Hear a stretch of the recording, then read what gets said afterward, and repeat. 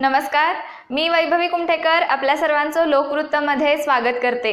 सुरुवातीला पाहूयात आजच्या ठळक घडामोडी। खासदार उदयनराजे भोसले यांचे फोनवरून आमदार शिवेंद्रराजेंना निमंत्रण। सांगलीच्या वाल्मिकी आवास योजनेमध्ये दूषित पाणी व घाणीचे साम्राज्य। मुख्याधिकाऱ्यांच्या चौकशीचे आदेश, जिल्हाधिकाऱ्यांकडून समिती स्थापन। धर्मवीर छत्रपती संभाजी महाराज यांच्या बलिदान मानसाला सुरुवात। घोटाळ्यात फसले विविध बँकांचे 17,600 कोटी रुपये। देशात 119.06 कोटी दूरध्वनी, महिनाभरात 0.04% ग्राहकांची भर। घरी जेवताना कमी होते अन्नाची नासाडी।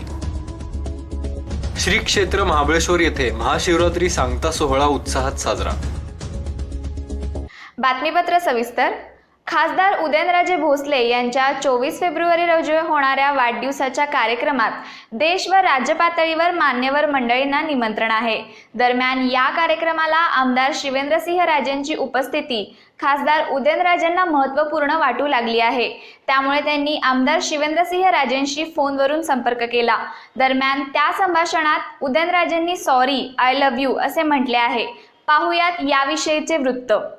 खासदार उदयनराजे भोसले यांच्या 24 फेब्रुवारीला होणाऱ्या वाढदिवसाच्या कार्यक्रमात देश व राज्य पातळीवरील मान्यवर मंडळींना निमंत्रण आहे, पण यातील नेमके कोण कोण उपस्थित राहणार याची राजकीय वर्तुळात उत्सुकता आहे।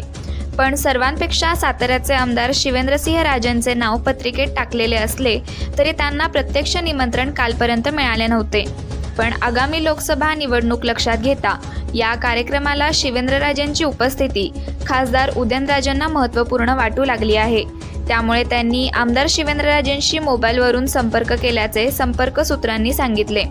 सुरुवातीला शिवेंद्रसिंहराजेंनी फोन उचलला नाही, शेवटी त्यांनी फोन उचलला। त्यावेळी उदयनराजेंनी त्यांना तुम्ही आमच्या वाढदिवसाच्या कार्यक्रमाला हवे आहात, मागे झालेल्या प्रकरणांबद्दल मी माफी मागतो, पण कार्यक्रमाला या, सॉरी, आय लव्ह यू असे आग्रहाचे निमंत्रण त्यांनी दिले। त्यावर शिवेंद्रसिंहराजेंनी आम्ही चोर आहोत, आमच्यासारख्यामुळे तुमचा कार्यक्रम खराब होईल, कशाला आम्हाला बोलवता असा प्रश्न केला। मात्र तुम्हाला वाढदिवसाच्या आमच्या शुभेच्छा आहेत, तुम्हाला निरोगी उदंड आयुष्य लाभो अशा शुभेच्छा दिल्या। यावर उदयनराजेंनी झालेले गेलेले विसरून जाऊन तुम्ही कार्यक्रमाला या असे सांगितले, तरीही शिवेंद्रसिंहराजेंनी होकार दिला नाही। सांगलीच्या वाल्मिकी आवासमध्ये दूषित पाणी आणि घाणीच्या साम्राज्याने तब्बल 15 ते 20 भटकी डुकरे मरून पडली आहेत। दरम्यान या दुर्गंधीमुळे नागरिक आजारी पडत आहेत। सांगली महापालिकेने यावर त्वरित तोडगा नाही काढला तर महापालिकेच्या दारात ही डुकरे टाकण्याचा इशारा दलित संघटनेने दिला आहे। सांगलीमध्ये वाल्मिकी आवास योजना आहे। या आवास योजनेमध्ये हजारो लोक वास्तव्यास आहेत, मात्र या ठिकाणी कोणत्याही प्रकारची उपाययोजना नाही, स्वच्छता नाही, दूषित पाणी पुरवठा केला जात आहे। अनेक वेळा आंदोलन करून सुद्धा महापालिकेला जाग आली नाही। पण वाल्मिकी आवासमध्ये दूषित पाणी आणि घाणीच्या साम्राज्याने तब्बल 15 ते 20 भटकी डुकरे मरून पडली आहेत। या दुर्गंधीमुळे 3 नागरिक आजारी पडले आहेत। सांगली पालिकेने यावर त्वरित तोडगा नाही काढला तर महापालिकेच्या दारात ही डुकरे टाकण्याचा इशारा दलित संघटनेने दिला आहे। आज दलित महासंघानं सांगली कुपवाड महानगरपालिकेवर वाल्मिकी आवास योजना, या वाल्मिकी आवास योजनेसाठी अनेक वेळा दलित महासंघाने वेळोवेळी आंदोलनं केली गेलेली आहेत, पण या आंदोलनाची दखल आजपर्यंत तर घेतलेली नाही, पण कागदावर पूर्तता झालेली आहे। आज हे चित्र या ठिकाणी स्पष्ट दिसून येत आहे। आज या वाल्मिकी आवास योजनेमध्ये जी काय भटकी डुकरं होती ती या ठिकाणी दूषित पाण्यामुळं व अस्वच्छतेमुळं मृत्युमुखी पडले गेलेले आहेत आणि ह्याला जबाबदार फक्त महापालिका आहे। महापालिका याचं कारण असं की महापालिकेने या ठिकाणी जर स्वच्छता ठेवली गेली असती तर ही भटकी डुकरं व अन्य प्राणी यापासून मृत्युमुखी पडले गेले नसते। तसेच या ठिकाणी राहणारे बहुजन समाजातील 3 व्यक्ती या दुर्गंधीमुळं आणि या डुकरांच्या मृत्युमुखीमुळं सिरियस आहेत। यालासुद्धा जबाबदार महापालिका आहे। उद्यापर्यंत या गोष्टीची दखल जर महापालिकेने घेतली नाही तर दलित महासंघ इथून पुढे जी मृत्युमुखी पडणारी डुकरं असून द्यात किंवा भटकी प्राणी असून द्यात त्यांना महापौरांच्या दारात टाकल्याशिवाय दलित महासंघ राहणार नाही। सातारा नगरपालिकेचे मुख्याधिकारी शंकर गोरे यांनी अकाउंट कोड संहितेचे उल्लंघन करत नगराध्यक्षांची सही न घेता लाखो रुपयांची बिले काढल्याची तक्रार जिल्हाधिकाऱ्यांकडे केली। त्यानंतर जिल्हाधिकारी श्वेता सिंघल यांनी तातडीने मुख्याधिकारी शंकर गोरे यांची चौकशी करण्यासाठी समिती नेमली आहे। महाराष्ट्र नगरपालिका अधिनियमातील अकाउंट कोड आणि अधिनियमाचे उल्लंघन करून नगराध्यक्षा माधवी कदम यांची फॉर्म क्रमांक 64 वर स्वाक्षरी न घेताच मुख्याधिकारी शंकर गोरे यांनी लाखो रुपयांची बिले काढल्याची धक्कादायक बाब माहिती अधिकारात काढलेल्या कागदपत्रामुळे समोर आली आहे। शंकर गोरे यांनी उच्च न्यायालयाच्या आदेशाचा भंग तर केलाच होता, नगराध्यक्षांची सही न घेता फसवणूक करून अधिकाराचा दुरुपयोग केला आहे। त्यामुळे शंकर गोरे यांना तत्काळ निलंबित करून त्यांच्यावर फौजदारी स्वरूपाचा गुन्हा दाखल करावा अशी मागणी जिल्हाधिकाऱ्यांकडे केली होती। परंतु त्यानंतर 15 दिवसात कोणतीच कार्यवाही न झाल्याने वरिष्ठ सत्ताधारी नेत्यांना काळे फासण्याचा इशारा दिला। त्याची जिल्हाधिकारी श्वेता सिंघल यांनी तातडीने दखल घेऊन या प्रकरणी अतिरिक्त जिल्हाधिकाऱ्यांच्या अध्यक्षतेखाली समिती नेमली। जिल्हाधिकाऱ्यांचा हा निर्णय स्वागतार्ह आहे। त्यांनी हा प्रश्न धसास लावण्यासाठी तातडीने चौकशी समिती नेमल्याने आंदोलनाचा इशारा मागे घेत आहे। या प्रकरणी 22 फेब्रुवारी रोजी सुनावणी होणार आहे, असेही सुशांत मोरे यांनी प्रसिद्धीस दिलेल्या पत्रकात म्हटले आहे। धर्मवीर छत्रपती संभाजी महाराज यांच्या बलिदान मासाला सुरुवात झाली आहे। श्री शिवप्रतिष्ठान हिंदुस्थानांकडून महिनाभर संभाजी महाराजांचा बलिदान मास पाळला जातो। शिवप्रतिष्ठानच्या शेकडो कार्यकर्त्यांनी सामुदायिक मुंडन करीत संभाजी महाराजांच्या प्रती आपल्या भावना व्यक्त केल्या आहेत। संभाजी महाराजांना 1 महिना अत्यंत हालहाल करून मारण्यात आले, त्यामुळे हा 1 महिना शिवप्रतिष्ठानकडून बलिदान मास म्हणून पाळला जातो। या महिन्याभराच्या काळात कोणी गोड वर्ज करते, कोणी आनंदाच्या कार्यक्रमास जात नाही, कोणी चप्पल सोडतो। संभाजी महाराजांच्या बलिदान मासास शिवप्रतिष्ठानच्या कार्यकर्त्यांनी सामुदायिक मुंडन करून सुरू केली। 1 महिना दररोज सांगलीत छत्रपती संभाजी महाराज यांचा बलिदान मास पाळला जातो, तर 1 महिन्याभरात संभाजी महाराजांची न निघालेली अंत्ययात्रा काढून महाराजांच्या प्रतिकात्मक पार्थिवाला अग्नी दिला जातो। सांगलीमध्ये जिल्हा शिवप्रतिष्ठान हिंदुस्थान आपलं कार्य चालू आहे, तर संभाजी महाराजांना मारलेला 1 महिना म्हणजे त्यांना पकडल्या क्षणापासून ते त्यांचे आत्मनात हात करून त्यांचा मृत्यू होतो, जो मारला गेला हिंदुस्थानच्या इतिहासात किंवा जगाच्या इतिहासात असं धर्मवीर छत्रपती संभाजी महाराजांचं बलिदान झालं कुठल्याही राजाचं झालं नाही। आणि संभाजी महाराजांचं बलिदान हे आपल्या चित्तात स्मरावं म्हणून संभाजी महाराज आमचे गुरुजी म्हणतात की एखाद्या तलवारीचा वार झाला आणि संभाजी महाराज गेले, जसे कुठला वीर आणि संभाजी महाराज गेले, आता काही एका क्षणात नव्हता संभाजी महाराजांचं बलिदान महिनाभर चालत राहिलं। त्याची स्मृती हिंदू समाजाला व्हावी म्हणून ठिकठिकाणी बलिदान महिनाभर पाळला जातो। संभाजी महाराजांच्या वरचे श्री संभाजी सूर्य जे गुरुजींनी तयार केलेले श्लोक आहेत विविध केंद्रात पाळले जातात। जसं आपल्या घरात गेलं तर त्याचा तो महिनाभर सुखाचा महिना म्हणून कोण मुंडन करतं, कोण एखादी गोड गोष्ट सोडतं, कोण पायात चप्पल घालणं सोडतं, अशा अनेक गोष्टी जगाच्या म्हणून आपण करतो। अशात धर्मवीर छत्रपती श्री संभाजी महाराज आपल्यातून दिवंगत झाले, त्यांचं बलिदान क्रूररित्या हालहाल करून धर्मासाठी केले, त्यासाठी आपण हिंदू समाजाला जाणीव व्हावी म्हणून धर्मवीर छत्रपती श्री संभाजी महाराजांच्या बलिदानाचं स्मरण म्हणून आपण महिनाभर वेगवेगळ्या त्यागाची गोष्ट करतो। तसं आज सांगलीमध्ये सामूहिकरित्या मुंडनाचा कार्यक्रम झाला, यात विविध कार्यकर्त्यांनी धर्मवीर संभाजी महाराजांच्या बलिदानाचं स्मरण म्हणून सामूहिक मुंडन केलं। काहींनी गोड सोडलेला आहे, काही कुठल्याही चांगल्या कार्यक्रमात जात नाहीत आनंदाच्या, कोण काही कुठले कार्यक्रम या महिन्यामध्ये घेत नाहीत, असं प्रत्येक वेगवेगळे बलिदान होतं। बलिदान आज स्मरण म्हणून विष्णू घाटावर सगळ्यांनी सामूहिक मुंडन केलेलं आहे। बातमीपत्रामध्ये घेऊया क्षणभर विश्रांतीनंतर पुन्हा पाहूयात। घोटाळ्यात फसले विविध बँकांचे 17,600 कोटी रुपये। देशात 119.06 कोटी दूरध्वनी, महिनाभरात 0.04% ग्राहकांची भर। घरी जेवताना कमी होते अन्नाची नासाडी। श्री क्षेत्र महाबळेश्वर येथे महाशिवरात्री सांगता सोहळा उत्साहात साजरा।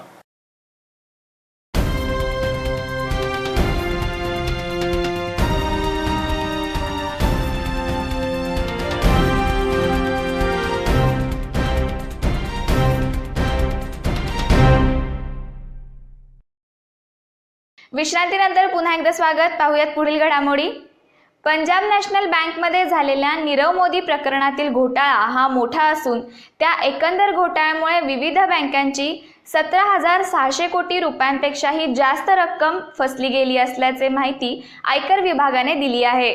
घोटाळ्यामध्ये PNBच्या कर्ज व कॉर्पोरेट गॅरंटी देण्यापायी हा मोठा फटकाच असल्याचा अंदाज लावला जात आहे.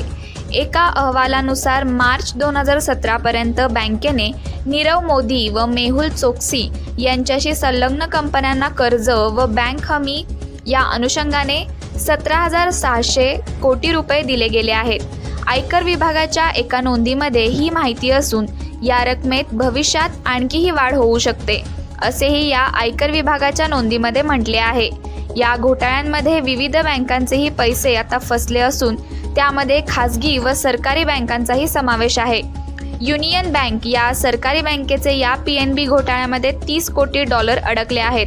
मात्र बँकेचा पैसा पूर्ण सुरक्षित असल्याचा दावा त्यांच्याकडून केला जात असून त्यांच्याकडे संपूर्ण कागदपत्र असल्याचेही युनियन बँकेकडून सांगण्यात येत आहे. युनियन बँकेचे $30 कोटी वा 1915 कोटी रुपये फसले आहेत. शेअर बाजाराला दिलेल्या माहितीमध्ये युनियन बँकेने म्हटले आहे की जोखीम सहभाग या अनुषंगाने ॲक्सिस बँकेकडून त्यांनी बायर्स क्रेडिटही खरेदी केले होते. आमच्याकडे संबंधित व्यवहाराचे कागदपत्र असून आम्ही ते वसूल करू शकू असा विश्वास युनियन बँकेने व्यक्त केला आहे. देशामध्ये दरवर्षी दूरध्वनी ग्राहकांची संख्या वाढून डिसेंबर 2017 मध्ये ती 191.6 कोटी इतकी झाली. ही वाढ त्याआधीच्या महिन्यापेक्षा 0.40% वाढली आहे अशी माहिती दूरसंचार नियंत्रण ट्रायने दिली आहे. दूरसंचार नियंत्रण ट्रायच्या आकडेवारीनुसार शहरांमध्ये डिसेंबर 2017 मध्ये दूरध्वनी ग्राहकांची संख्या वाढून 68.48 कोटी इतकी झाली. शहरी व ग्रामीण भागातील दूरध्वनी ग्राहकांच्या संख्येत वृद्धी दर अनुक्रमे 0.49% व 0.28% इतका होता. या काळात देशातील टेलिफोनचे जाळे वा त्याचे घनत्व वाढून 91.90% झाले. नोव्हेंबर 2017 मध्ये ही घनता 91.61 इतकी होती. वायरलेस म्हणजे मोबाईल ग्राहकांची GSM, CDM व LTE प्रणाली संख्या नोव्हेंबर 2017 पर्यंत 116.24 कोटी होती. डिसेंबर 2017च्या अखेरीस ती वाढून 116.74 कोटी झाली. मासिक वृद्धी दर 0.43% असल्याचे यावरून दिसते. मोबाईल पोर्टेबिलिटीबाबत ट्रायने म्हटले आहे की डिसेंबरमध्ये यासाठी 74.3 लाख लोकांनी अर्ज केले होते. एकीकडे जगातील अनेक लोक अन्नाच्या कमतरतेमुळे उपासमार आणि कुपोषणाला तोंड देत आहेत आणि दुसरीकडे लोक अन्नाची नासाडी करण्याची सवय सोडण्यास तयार नाहीत, खास करून घराबाहेर जेवताना. एका अध्ययनात असे समोर आले आहे की घरी जेवणाच्या तुलनेत लोक बाहेर खातेवेळी जास्त अन्न वाया घालवतात. जे लोक घरी जेवल्यानंतर आपल्या ताटात सरासरी 3% अन्न उष्टे टाकतात, तेच लोक बाहेर जेवतेवेळी मागवलेल्या अन्नाच्या जवळपास 40% अन्न उरवतात. अमेरिकेतील ओहियो स्टेट युनिव्हर्सिटीतील ब्रायन रो यांनी सांगितले आहे की लोक ताटामध्ये कोणते पदार्थ उरवतात आणि कोणत्या प्रकारच्या अन्नाची बर्बादी कमी केली जाऊ शकते हे जाणून घेण्याचा या अध्ययनामागे हेतू होता. त्यात असे दिसून आले आहे की घरच्या जेवणाबाबत लोक जास्त लक्ष देतात. ते ताटात कमी वाढून घेतात, ते खराब होणार नाही याचीही काळजी घेतात व खराब होण्याआधीच ते संपवतात. यानंतर ताटात कोणते पदार्थ उरवतात यावर लक्ष केंद्रित करण्यात आले. खास करून शाळेच्या कॅन्टीन, कॅफे, रेस्टॉरंटचं आदी ठिकाणी साधारणपणे 60% पिझ्झा आणि 18% फ्रेंच फ्राईज लोकांकडून उष्टे टाकले जातात. ब्रायन यांच्या माहितीनुसार प्रौढांच्या खाण्याच्या सवयींबाबत सांगणारे अशा प्रकारचे हे पहिलेच अध्ययन आहे. त्यात लोकांच्या खाण्याच्या सवयींबाबत सांगण्यासोबतच अन्नाची नासाडी रोखण्यासाठीही लोकांना प्रेरित करण्याचा सल्ला देण्यात आला आहे. श्री क्षेत्र महाबळेश्वर येथे महाशिवरात्री सांगता सोहळा मोठ्या उत्साहात पार पडला. भाविकांनी व पर्यटकांची गर्दी मोठ्या प्रमाणात दर्शन घेण्यासाठी झाली होती. महाबळेश्वर येथील गौतम हॉटेलचे व्यवस्थापक श्री रमेश कौल व क्षेत्र महाबळेश्वर येथील गुरव संघटना व ग्रामस्थांकडून महाप्रसादाचे आयोजन करण्यात आले होते. महाबळेश्वर देवस्थान हे स्वयंभू शिवलिंग असून त्याची पहिली पूजा धौम्य ऋषींनी केली. सदरचे लिंग हे त्रिगुणात्मक लिंग असून सर्वांची मनोकामना पूर्ण करणारे शिवस्थान म्हणून ओळखले जाते.